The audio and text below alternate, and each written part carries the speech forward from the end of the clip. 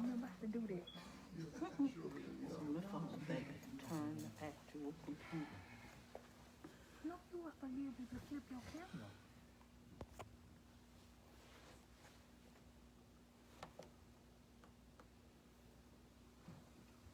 I'm not sure how to do that. Can we just turn the computer off? Yeah.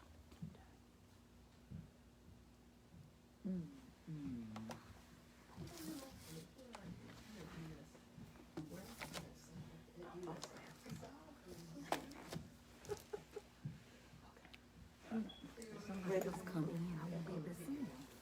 We supposed to No, take that off. Okay, good evening, everyone. We have been trying to gather for this occasion for almost 2 years now to honor a true pioneer, sickle cell warrior, Mr. James Buskey. So thank you for coming out. The pandemic has delayed a lot of things. We were just talking before we got started about your retirement and how the pandemic has kind of put a hold on things. So I'm glad we're all here and able to meet in person to commend you for your service. I am Dr. Felicia Wilson. I am a pediatric hematologist oncologist and also a sickle cell warrior. And today we have Dr. Johnson Haynes, who is the director of the Comprehensive Sickle Cell Center at USA, and also a member of the Alabama State Oversight Regulatory Commission, as well as Mr. Larry Moore, who is a member of the Board of Directors at the Mobile chapter for the Sickle Cell Disease Association of America, also a member of the Alabama Sickle Cell Oversight and Regulatory Commission.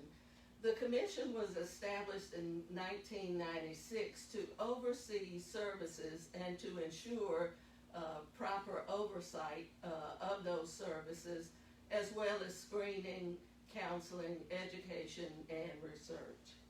And so I have a commendation here by the governor of Alabama, whereas Representative James Buskey graduated from Central High School in Mobile in 1955, and whereas Representative Buskey earned a bachelor's degree in education from Alabama State University, a math degree from the University of North Carolina at Chapel Hill, and an education specialist degree from the University of Colorado in Boulder. And whereas Representative Buskey spent decades working in Mobile County Public Schools, serving first as a classroom teacher at St. Elmo High School, and then as an assistant principal of Tolmanville and Williamson High Schools, and as principal at Chastain Middle School. And whereas Representative Buskey has served as a ranking member of the Ways and Means Education Committee, providing valuable input and support of public schools, as well as leadership roles in the Mobile County Legislative Delegation, the County and Municipal Government Committee, the Rules Committee, and other committees. And whereas Representative Buskey has announced that he is retiring, or shall we say has retired, from the Alabama legislature effective November 2018, and whereas Representative Buskey has been an encourager of students, teachers, and schools over these past 4 decades, and his continuous support of public education will be sorely missed. Now, therefore, I, Kate Ivey, Governor of Alabama, do hereby commend Representative James Buskey on his devotion and service to the state of Alabama. So thank you very much. First, we'd like to hear a few words from you. Dr. Wilson and members, let me thank you, and let me also do a disclaimer so that you know that my eyes start running water, not because I'm crying. I have it's tear eyes, and Dr. Usaday, my doctor at Franklin, told me he could have a specialist that cut it, and that'll drive the droplets. But he said there was a consequence, however. You won't be able to work in the yard and you get dust in your eyes, you just got a problem. I said, Doctor used to say, you know, I can take a handkerchief and just rub it as much as I need. I'd rather do this than the alternative. So if you see droplets, that's where it's coming from. And look, Mr. Wilson, Dr. Wilson, thank you. And Member Sickler, when Ms. Johnson told me about the water and everything, I said, Dr. Johnson, I told her, I repeated before Dr. Haynes, I said, you know, South Alabama has already given me an award of sickle cell. And Ms. Johnson said, well, that was local, that was South Alabama. This is statewide. So once she said it was statewide, it made me start thinking about some of the stuff as it relates to sickle cell that I can remember. I said, now, I can remember, not fact check. This organization has to be at least 40 years old, maybe, over 40, 45. My first experience with sickle cell was with Ms. Dolores Dees. At Pritchard Lane and Wilson Avenue, there was a bank there, and Mrs. Dees had sickle cell in that facility. And I was campaigning for office, campaigning for office, campaigning for somebody else for office. I think it was me. And she started telling me about sickle cell. You know, the trait that black folks normally have, fighting off malaria. Black folks and people of Mediterranean descent. And she just went through the whole thing with me. The next time I saw Ms. Dees, she was at the corner of Brownlee and St. Stephen Road. And after she left there, I think she left sickle cell.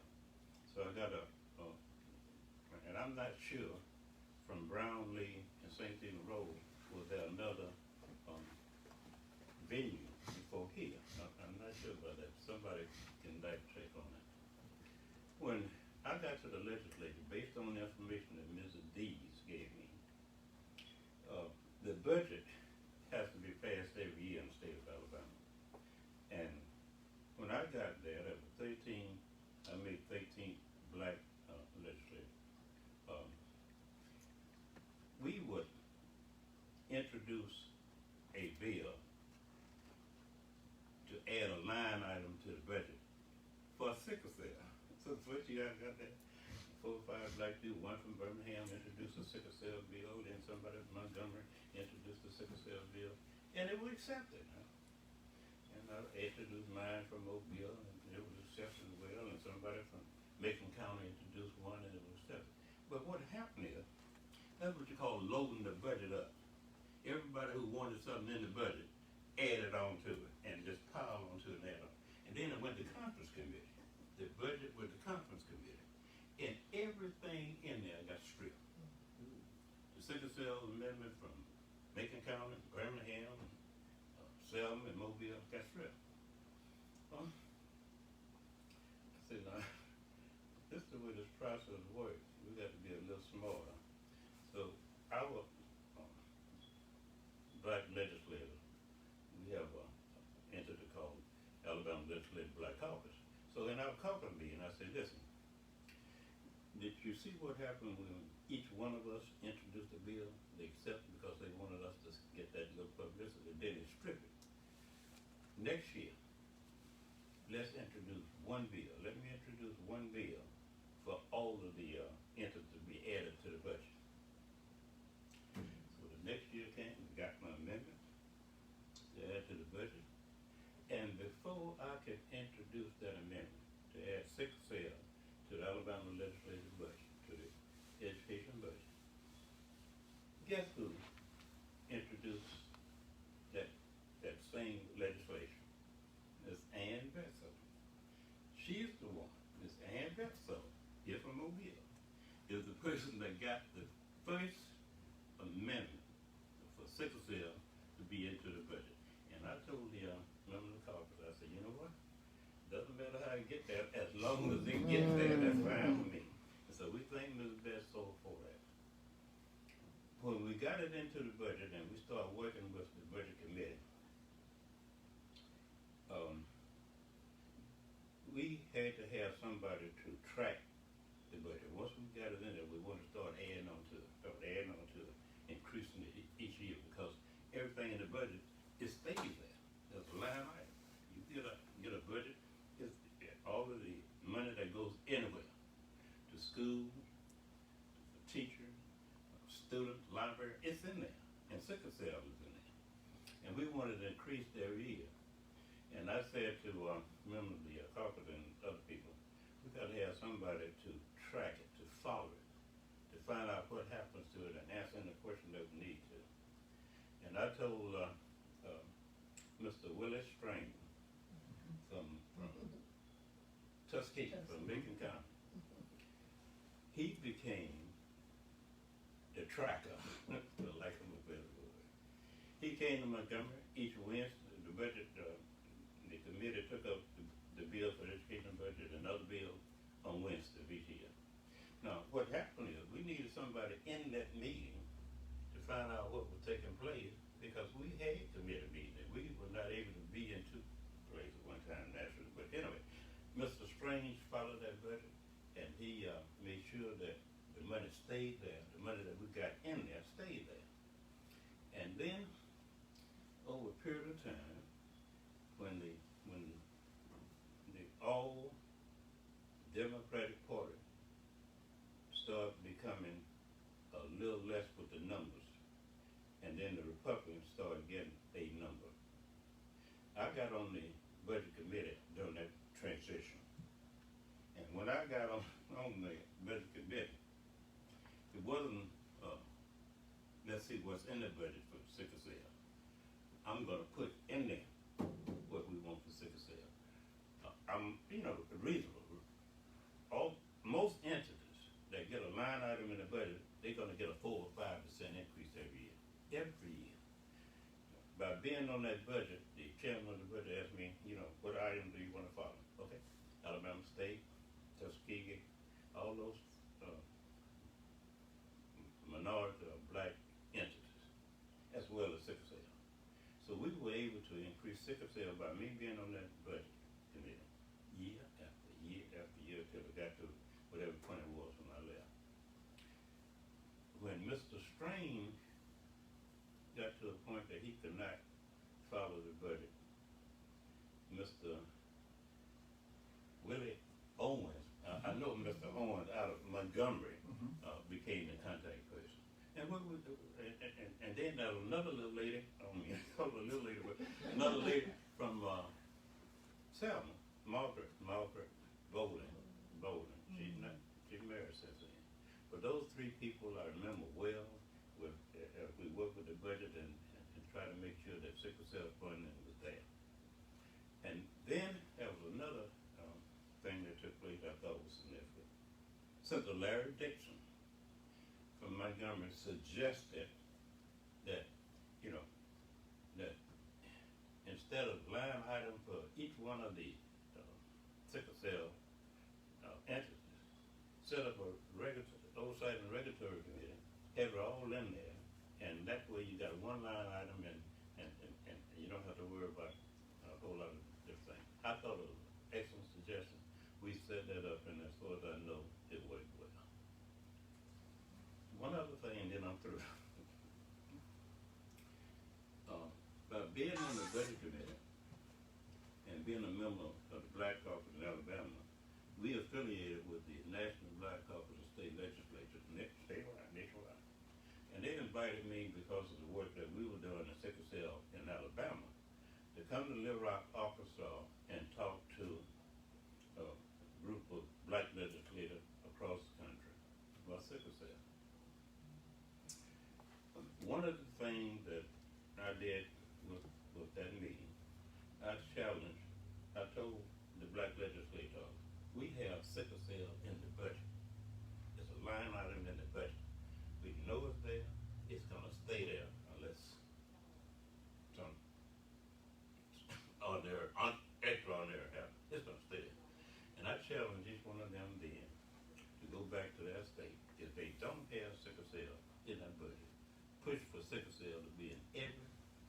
this budget across this nation. I don't know the outcome of it, but I'm sure that some of them took me up on that challenge, and I say in the hope that it worked well.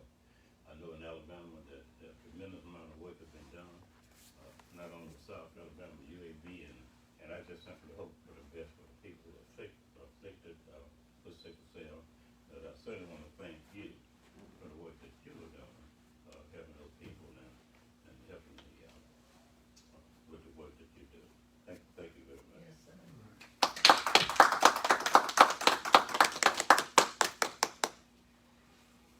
Mr. Buskey, I think that's the best review of the history of sickle cell and how the Oversight Regulatory Commission was established.